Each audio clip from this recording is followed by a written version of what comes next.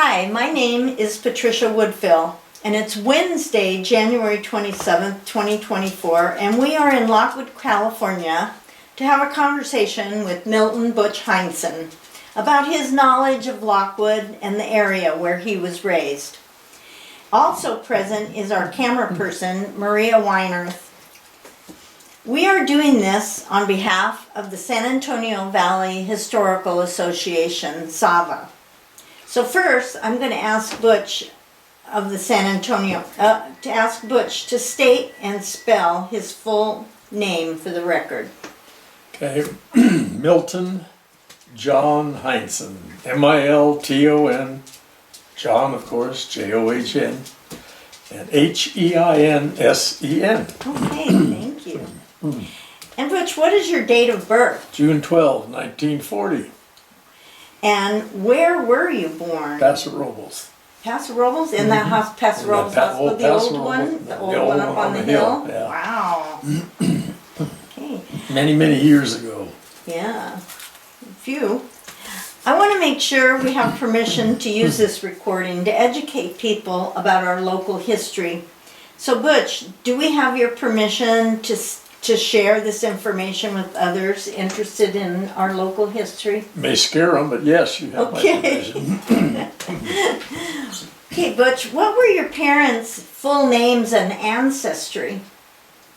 Okay, my mother was Lorraine Madeline LeVere, excuse me, LeVere.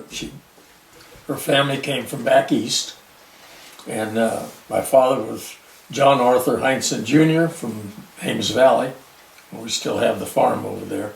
Oh, you do? Most of it, anyway.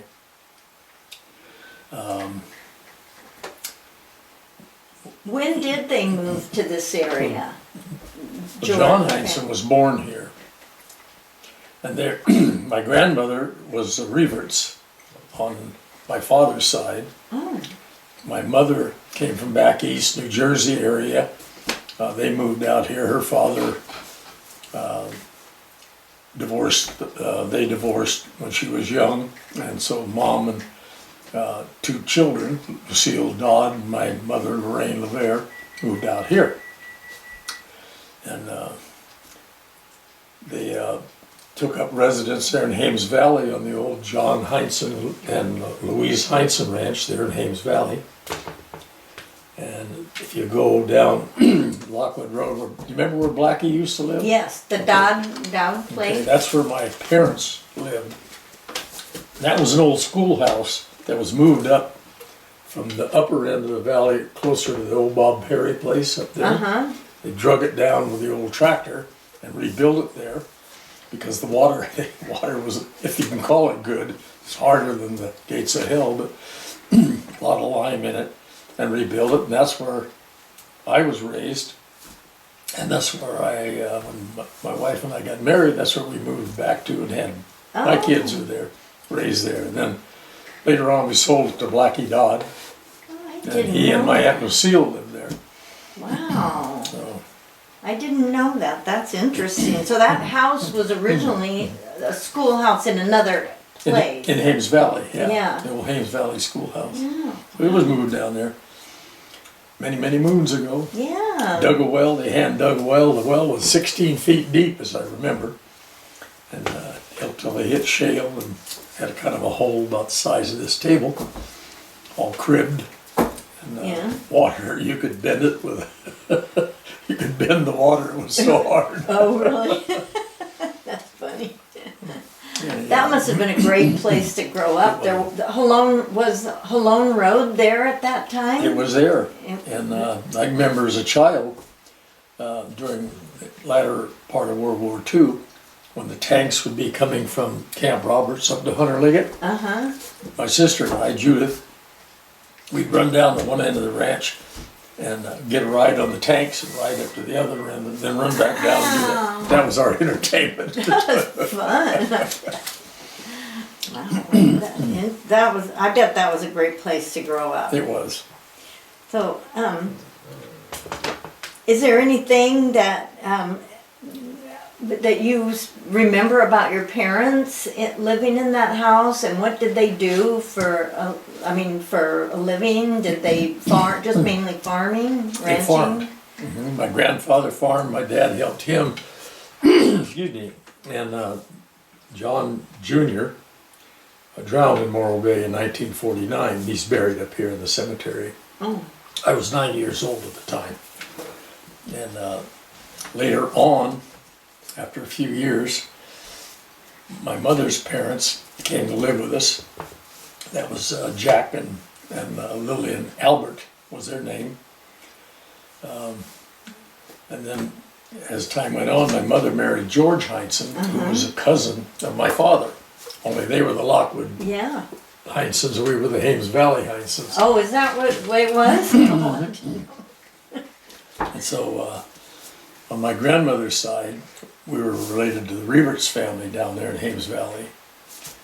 And of course, my stepfather was Chris, my stepbrother, was the son of Chris and Marie Heinsen that were up here.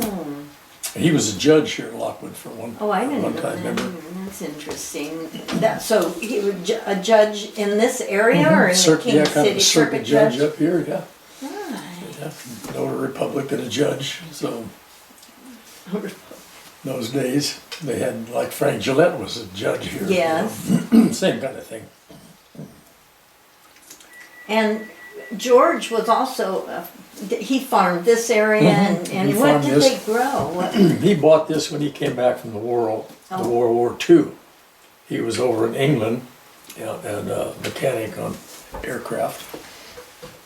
Saved up his money and came back and bought this from, if I recall right, people called the Eitzert family. Oh. In fact, the old house is still up here. Where is that? Right behind us up here by the mobile home. That was the original house.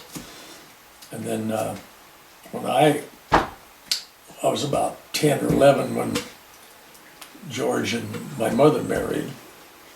And we lived with Chris and Marie up where my brother, half-brother, Chris, lived. And Carol lived. Right. And till we got this built. And there were two old Indians that lived in that old house up there, Joe Mora and Dave Mora. Oh, so they were here during my childhood. Yeah, they were Salinan Indians. Yeah. I think pretty much some of the last of them. I was told. I wasn't here. Remember old Joe, he made his living. Dave was kind of incapacitated and he passed on earlier. But old Joe, he made his living cutting wood, selling stove wood, tiers of stove wood. And that was part of my job, was to help him in the summertime cut wood. Oh, you did? Yeah. Anyway, they passed on, but the old house is still here. Yeah. Kind of not in good shape anymore, but. It's not that good a shape anymore? No. And you had mentioned that now George and your relatives in the Hames Valley area, they farm, was it barley, dry farming? Wheat and barley. Yeah. Wheat and barley. And so some of our ancestors there came from the old island of Fur off the northern coast of Germany. Oh, okay. That's where my ancestors came from. From Germany. This little island, 7 miles wide and 11 miles long, off the coast of Hamburg. And when the tides are right, my grandmother told me, and we went over to see it, by the way. Oh, you did go? Yeah. I was going to ask you. When the tides are right, you could walk from the island to the mainland when the tides and the winds were right. Wow. It was kind of interesting. Yeah.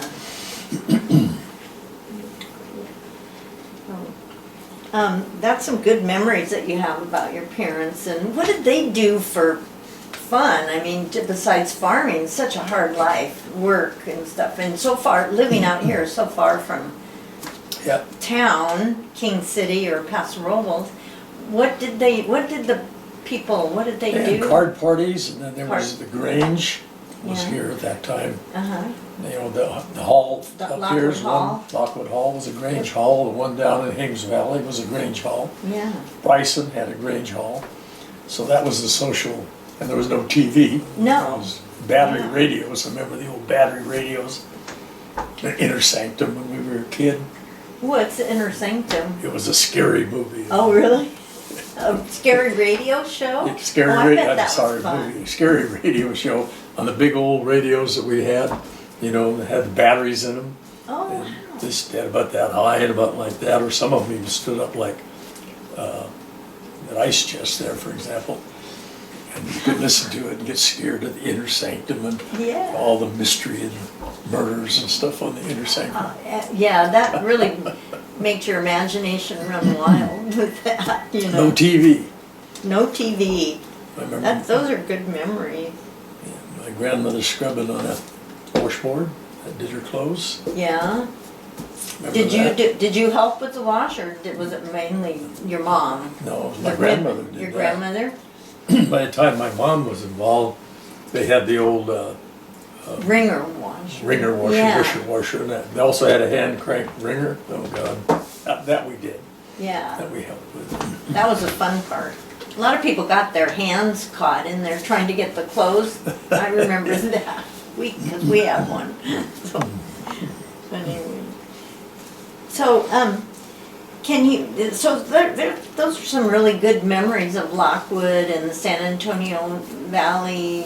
I mean, you actually went to school here. Did you go to the school that is now the community center? I did. Went the first 4 years to Bradley. That's Oh. where we lived in that school district. And then after. How did you get to school? The bus, or did you have to Yeah. walk? No, there was a little bus. Oh, And then they came out, you know, picked up some Bryson kids, if I recall right. The fourth grade is when my mom and George married, uh-huh. and we moved over here. In fact, I remember my first day up at this school, Joe Botts got me in a fight with Billy Crinkle, and then Neil Wallace and I, Fred Roth Sr. was bus driver up here. And Neil Wallace and I were wrestling with the bus one time, and Fred Roth stopped the bus up at the old hall, made Neil and I get out. You guys want to fight? Go to it. So Neil and I then had to have a fight. So Oh, between Joe Botts getting me involved with Billy Crinkle and with Neil Wallace, there was a whole lot of swinging, but not much hitting. Yeah. Did you guys become Oh, lifelong yeah, we were friends? friends at the time. Yeah. Oh, But Joe Botts was instrumental. He did. New kid came to school and had to be shown what was right. So oh. picked on a guy that was my age and my size. Nothing happened. Nobody got hurt. Yeah. Nobody fell down. Nobody got hurt. A lot of wind moved around. Funny. How many kids were in the school? Students. Do you remember? Wasn't that There wasn't many? any, the superintendent or the main teacher was Mrs. Mansfield. Oh. Bob Mansfield, or Robert Mansfield, his mom. Or, yeah, his Bobby mom. Mansfield's Bobby, mom? mhm. Oh. And there was another teacher, I can't think of her name right now. There's just two teachers. In fact, I think there was 5 of us in my 8th grade class, I think. It wasn't a very big school. Yeah.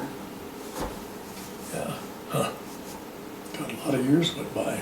Yeah, and then when you finished the 8th grade here, which high school did you go to? Yes, King City. And you graduated from King City High School? In 1958. Oh, that must have been a long drive. You know, kids think it's a long drive now, but back then the cars were a lot slower. And we had the good run because the kids up in Bryson, their folks had to drive them down to the bottom, and the school bus picked them up and hauled them out here. And the same with high school. They had to come all the way from Bryson to be picked up.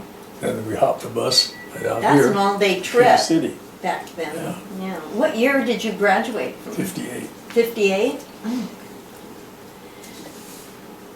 So, so that was your elementary was here and your high school was in, did you, after high school, did you continue on to higher education? I went to Cal Poly for a couple of years. Oh, good. Quit, got married, Yeah. and had 2 children, Justine and Yeah. Darren. Darren. Justine lives in King City. Darren's right down the street here from me. She was from Colorado. Her name was Barbara Chestnut. That was her name, and she'd come out here to visit her aunt, which was, last name was Markham. She had married Irving Markham. Her name was Ruth. And he was one of the partners in the old Livingston tractor company there in King City. Oh. That's how I met her. She was a car hop at Ann's Drive-In in those days. Oh, really? In King City? In King City. And they had car hops? They had a car hop, Ann's Ann's Drive-In, before. right across from the high school. It's a Hispanic restaurant now. Yeah. Yeah. And then we moved over to the old house in Hames Valley, and that's where life started for us. Uh-huh. And when you met Barbara, Barbara. had you been, are you retired, I mean not retired, graduated from Cal Poly, or that you left Cal Poly? I went 2 years in Poly. And then were you working in King City, or? I was how did farming you- out here. Oh, you were farming Yeah. then. And then later on, I think back in '64, I think it was, decided it was, farming was not the way of the future out here, and still isn't. Yeah. Went back to Cal Poly, finished up, paid off my student loan, by Yeah. the way, Good for you. unlike today. Not as much as they are now, but, yeah. But what kind of student loans did they have back then? Well, they had- Just borrowed it from a Yeah. local bank, or? You know, it was borrowed through the school, through the college. Okay. And then they had a couple scholarships. I had enough reasonable grades when I left Cal Poly Oh, that's to interesting. get married, to get the RASI scholarship and a couple Uh-huh. other scholarships to go back and finish up in ag business. It was ag business Ag that business. Got out there, went to work for Production Credit Association out of Salinas. So we went to work for the bank my dad was borrowing money from to farm. Oh, that in King City? Which bank was that, or where was it? Salinas Production Credit Association. It's an Oh. agricultural cooperative. Oh, is that still around, or it is? Yep. Huh. They were in cooperation with the land bank. You heard of the Federal Land Uh-huh. Bank, which we had borrowed money with too. And so worked for them until went to work for the Savings and Loans. And that's where I ended up with, through the banking. Could never keep a job, went to work for a lot of different banks. Oh. Well, those are called, what are they, how do you say, promoted? Promoted. Promoted. It was So, for a few more dollars, like old Clint Eastwood's movie, a few dollars more. yeah, you'll have to tell us about that. Because SAVHA has a photograph of Barbara with Clint Eastwood, in our photo database, and that was, yeah. Kind of interesting how that happened too. What was that? Interesting how that happened too. Oh, was it? Yeah, you have to tell us about that. What other friends did you have in high school? That local people, or just, No. Calvert Sailor and his brother Bobby, before Bobby got killed. and Paul Martinez? Paul Martinez. Yeah. And he was a good friend till the day he And Joe passed. Botts and. Joe oh, Botts, okay, the Botts yeah. family. They had the Neil. big ranch up in the hills, and my uncle Yeah. Blackie and Aunt Lucille worked for the Bottses. Oh. He was a farmhand for the Botts family. And so I watched, we grew up with Tom and Joe Botts, and Pat Botts was my age and my grade, Yeah. Patricia and Pat. Then there was a lot of good summers up there. We spent all summers up there. Oh, you did? And they didn't have power in those days No. up there. It was all lanterns and stuff like that. Oh.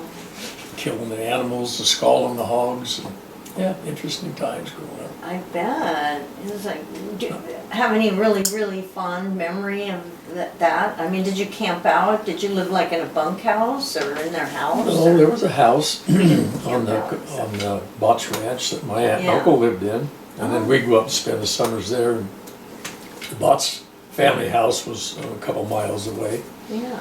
So we grew up there. The Butch kids they were really talented kids and could almost do anything. I mean, shoot. I watched him shoot birds out of the air with a damn bow and arrow tombots before he had his issue. Joe was always a good shot. They had a monkey called Wilbur. A monkey? A monkey. He was a nasty little monkey They too. Was it a squirrel monkey or one of those like they see I'm at not sure, but it was about that high. And you know, How had did he get a long monkey? tail. I don't have any You don't- idea where Wilbur came from. Wilbur. But he was a nasty little, and then just for fun, probably shouldn't tell you this. They'd get a cat and throw it in the cage with the monkey. And the monkey would try to get romantic with the cat. Oh no. The fight was on.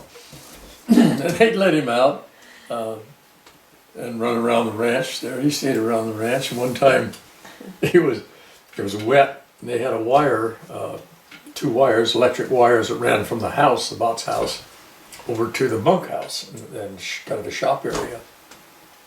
And Wilbur would run those wires. He'd hook his tail up over the top wire, and then he'd run along the wires. Oh. And top tail keep him vertical, you know. And he'd run along. It was a wet time one time. It was raining, and poor old Wilbur, he was running along that wire and come to a bare spot with his tail and knocked Wilbur out, knocked him off the wires. Like that. Poor old Wilbur, but he did survive, and he lived to be an old monkey, old dirty monkey. Old dirty monkey. Uh-oh. That's funny. God, well, that's a good memory. Yeah. Did you ever go like swimming in the shut-ins or things like that? Later on in life. Later on? Yeah, Not so much when you were growing up. No, it's more like when we got over here. Yeah, because the summers must have been really, hot for. They were. We didn't have. I mean, you didn't have air conditioning or swamp coolers or. We didn't have any swimming of that. pools either. No, no swimming pools. So. And the lake wasn't built lake. then, but the river was. Yeah. But it was still. We never spent much time on the No. rivers. We really never had time. After the Nasmiano Dam was in, we did go. We had a little boat, and we'd go over there. Oh, good. And for years we did that. Yeah. And then the San Antonio later on, but. Cool off in the summer. Yeah, cool off and just enjoy life. It was good. Yeah. And as a family, did you ever go over to the coast, or didn't you over Nasmino Ferguson Road, or We did you that. go around? And, Abalonian a little bit and fishing. Then later on, when we got to be closer friends with Paul and his family, we went and visited them at the coast, and then back in, I think it was 20 years or so ago, Joe Botts and I bought a little house in Cayucas, and he later on, I bought him out, and in fact, my kids have it now. So. Yeah. Okay. Yeah, we were talking about that you had a house. You bought a house. That was later on in later years. Yeah. In life. So. Were there any like businesses in this area? I mean, or do you remember any part of the Lockwood town, or was that was all gone? Well, I remember the old town up here. Yeah. And it wasn't so much of a town at that point. Al Longmire had a store there. Yeah. And we used to go there and get a pop and a candy bar once in a while. Uh-huh. And then there was an old bar, they call it a bar or saloon next to it.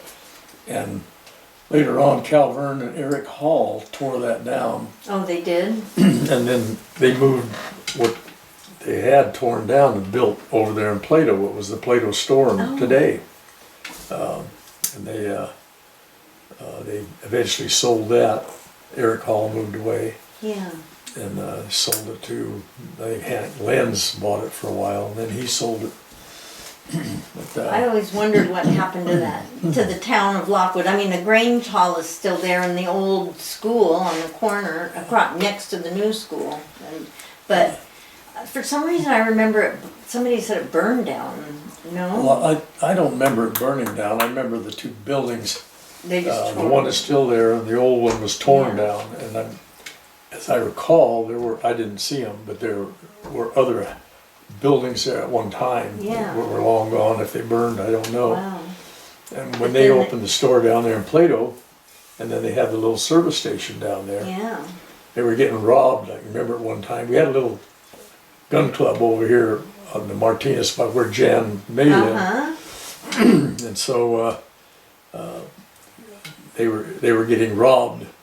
And so I remember we took turns. They had a little gun club over here. Everybody had a pistola. And so we would take turns up on the bank across from the store there.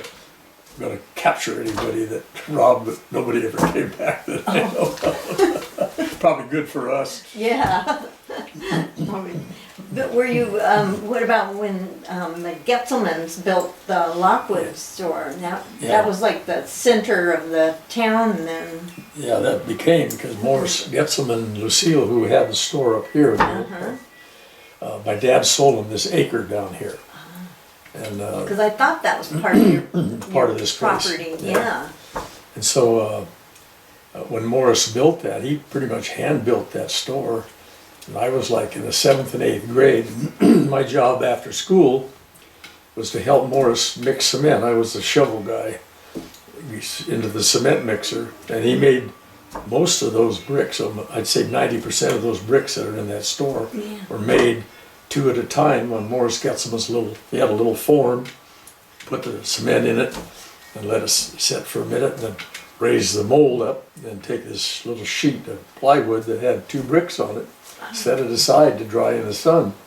And that's what they made that store out of, those bricks. Oh, I wonder how many bricks he would Oh, make in a God. day. It must not, that's hard work. Hard work. Yeah. I don't recall how long, But but it's I still was in like the 8th standing. grade, and I wasn't going to work. I couldn't work that long, really. Yeah. But on weekends, we'd do it, and after school, Yeah. mix bricks. That was long, hard labor and low pay. Yeah. Well, I don't know if Paul did he go to school with you or, He was behind me. oh, behind you? Yeah. Yeah. Oh, well, that store, you know, look at the store still standing. How many years has it been? I don't know. Yeah. And then later on, Morris Getzelman picked up one of those little houses. In fact, there used to be 3 little houses up on the bank there. Right. And then he picked up another one, and that's the little house that's alongside of the store now, going up the Lockwood Halone Road. The little store as you come down before you get to the store, the little house on the right. Right. And that was also one that came out of Camp Roberts when they divested themselves of all the old housing that they had there. That's where didn't they live in one of those houses, and then the other ones were they rented out like during the summer? The little 3 up here were rented, and the one that he made in the back was for Gay Getzelman.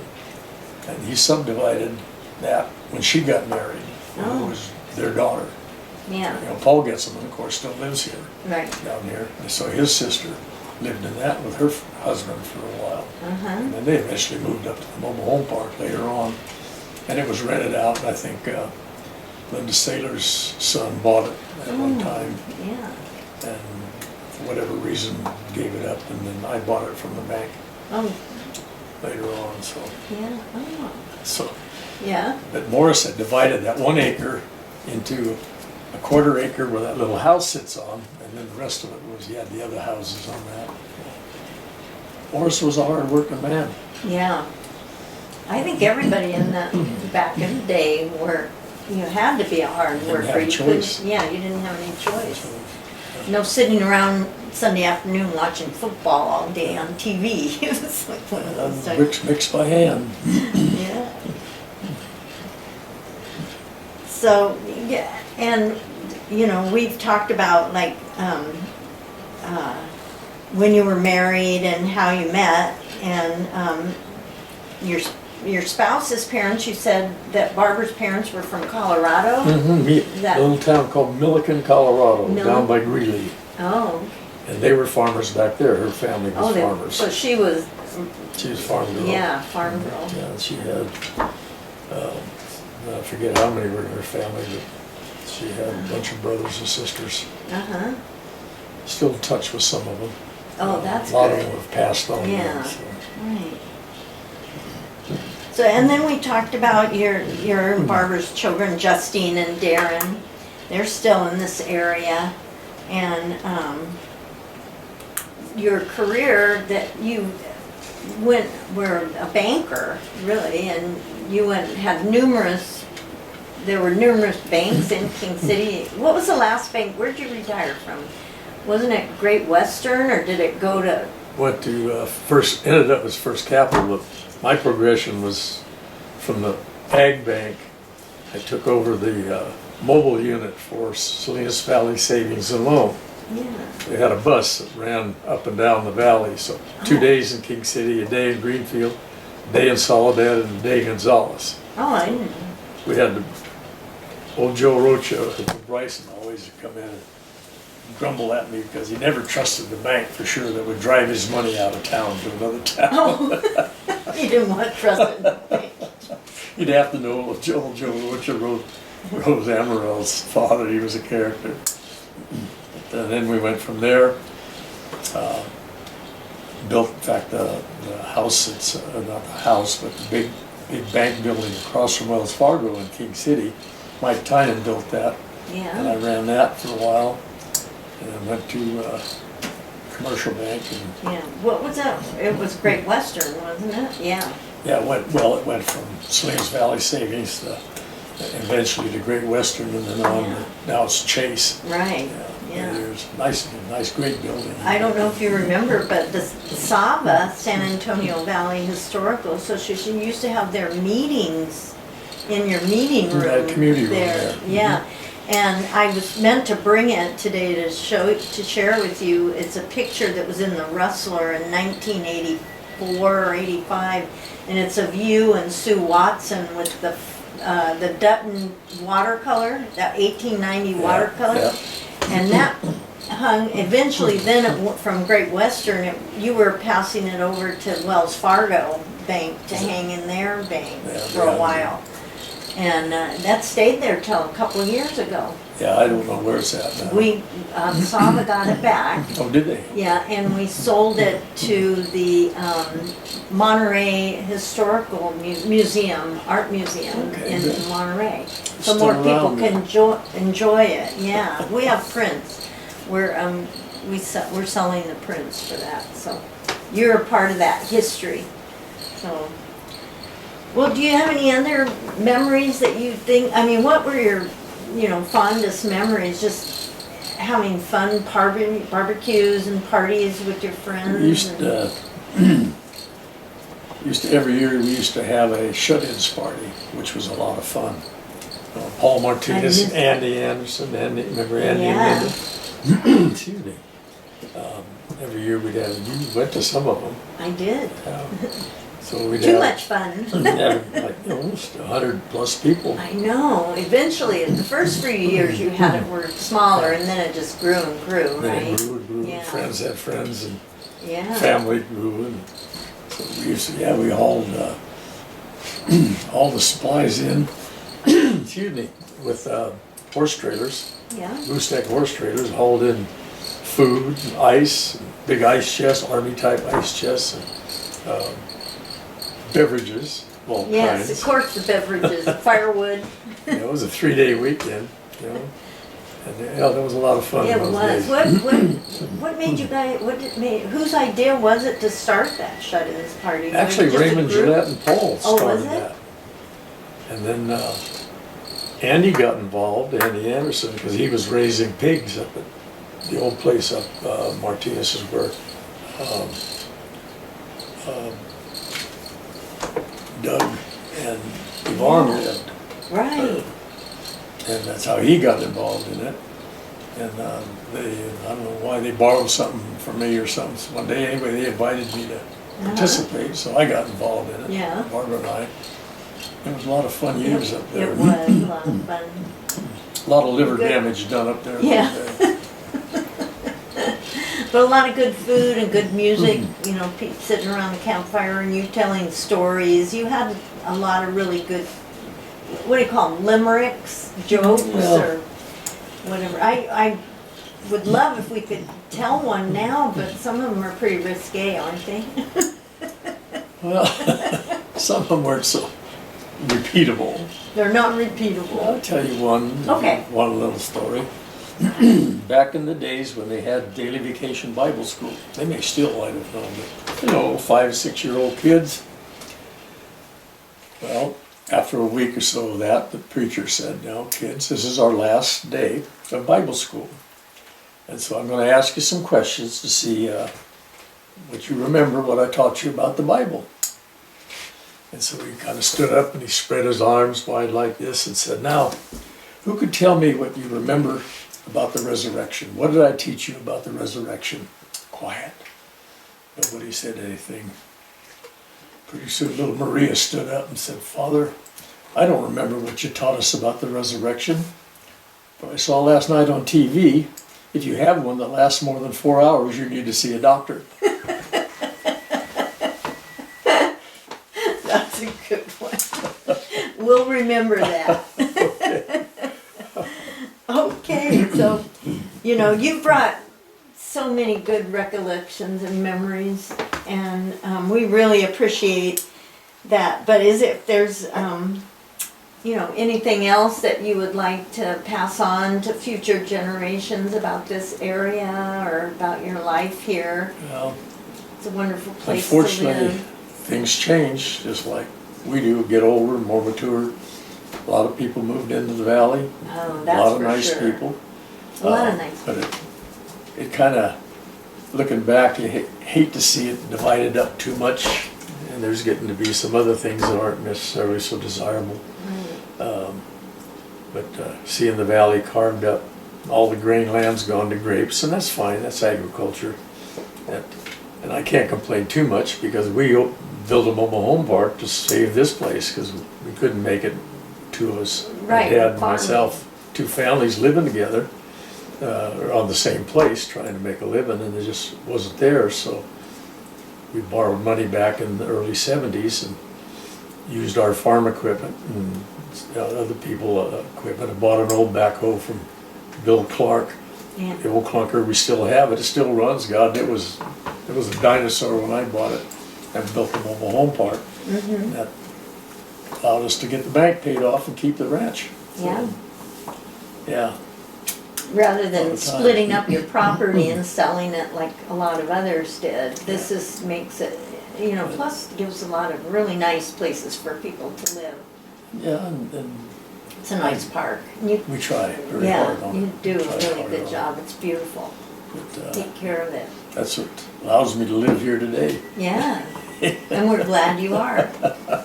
Well, thank you, Butch, for taking your time and you know, telling us a little bit. Through, What? and stuttering through. You did a great job. All right. So SAVHA anyway. thanks you. Well, thank you for coming down. It was fun It was talking to you guys. Yeah.